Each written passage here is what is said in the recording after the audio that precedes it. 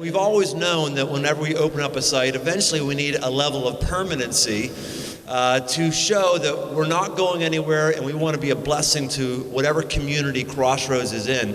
We want to be a blessing to the UC community, to the medical community, to the Uptown community, to the Clifton community by coming here to Old St. George's. And this building is beautiful, and we're honored to somehow be a part of doing what needs to be done in this community. And it starts with our part is bringing this beautiful historic building back to be what it's always designed to be, a spiritual home, a place of centering for anybody who is broken. This building right now is broken.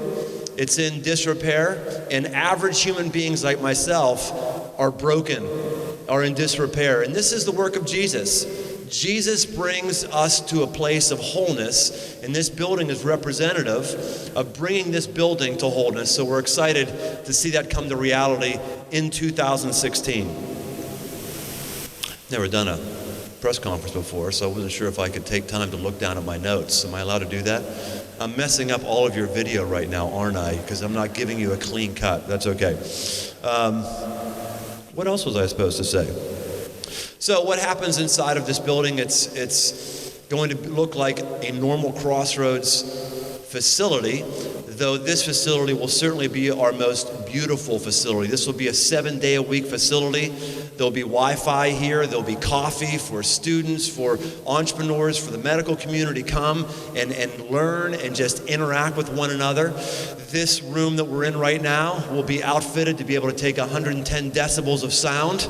There will be audio, there will be video screens, flat screens throughout the entire thing, an amazing sound system. And as you hear this reverberation, we'll have to put a lot of money into enabling this to be acoustically pure for today's modern communication needs. I mean, there's a reason why this facility has sat vacant for 10 years, because it's going to take a lot of money to bring this to an environment that modern people can connect to and that communicates a modern message in a modern way. And we're excited to be able to do that.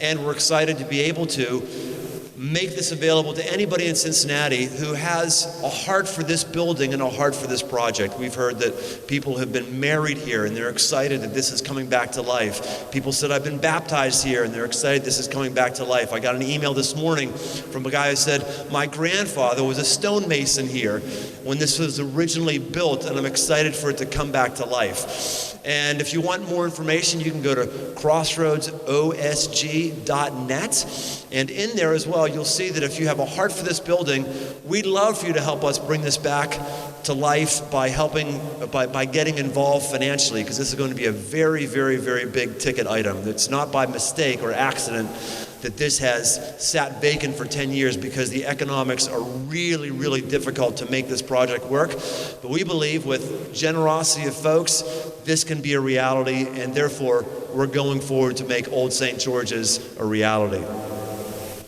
We're also thankful, finally, for the Clifton Heights Community Urban Redevelopment Corporation that saved this facility, that mothballed this facility, that ensured that more water didn't get into it than is currently into it, that ensured that this was viable to be brought back to life someday. And so I want to introduce Matt Bourgeois, who's the director of that organization, and express our gratitude for them for doing an amazing job to bring us here to this day. So please welcome Matt.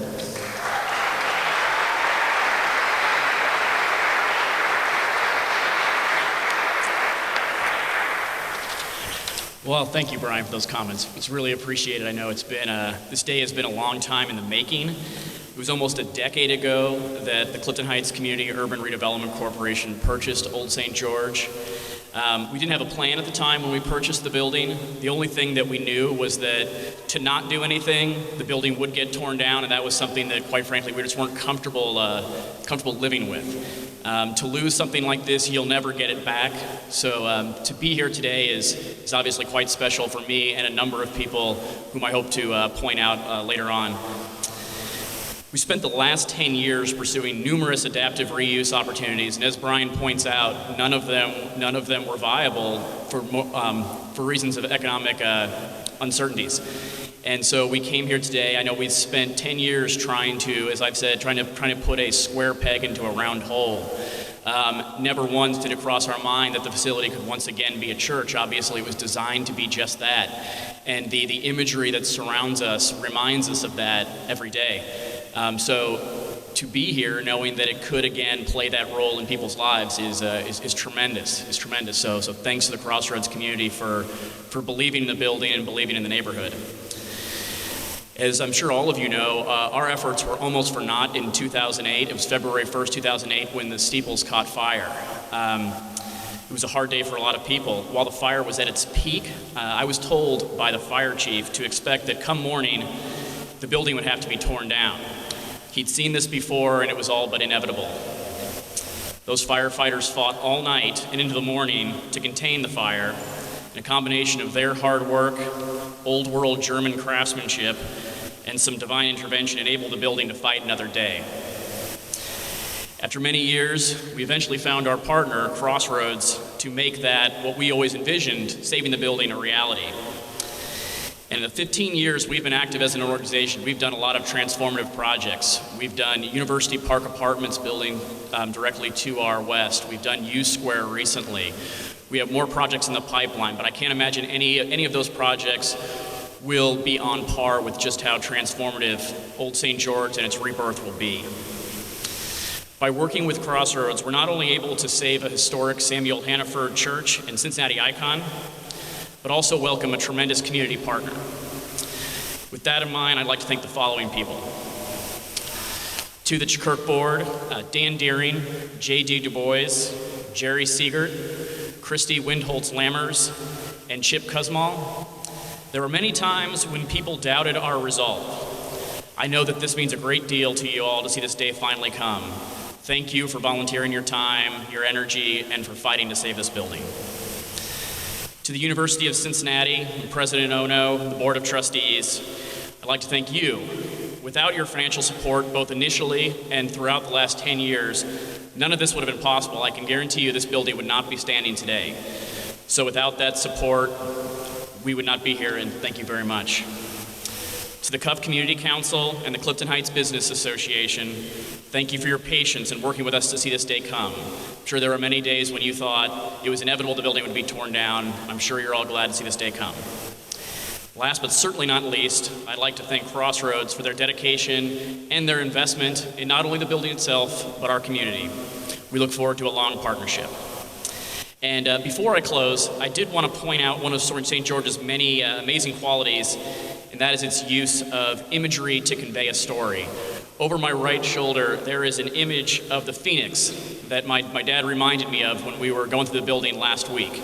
For those of you who aren't familiar with the story of the phoenix, it is said to be reborn from the ashes of its predecessor. I cannot imagine a more appropriate image for today than the image of the phoenix.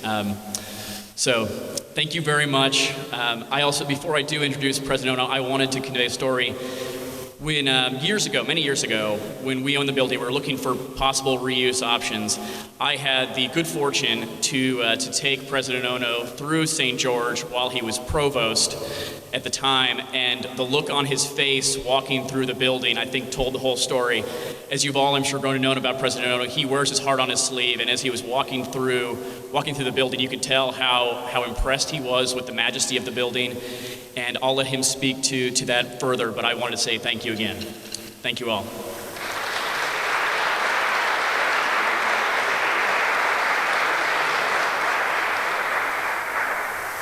Well, this is really a magical moment in the history of Cincinnati and for Clifton. I do remember that tour that I took with members of Taft Foundation to look at this beautiful church. And in many ways, this partnership between what was Old St. George Church, the community, and Crossroads Church is really fitting. The connection between the past and the future, the forward-looking spirit and esprit de corps of Crossroads Church, really that together with the history of this church really, I think, underscores the importance of faith in humanity. For me, I was just blown away with the beautiful stained glass windows walking through the church.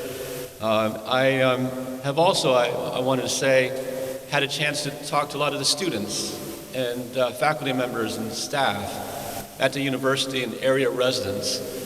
And it's really clear to me from those conversations how important this church has been historically and how much it's needed for our community.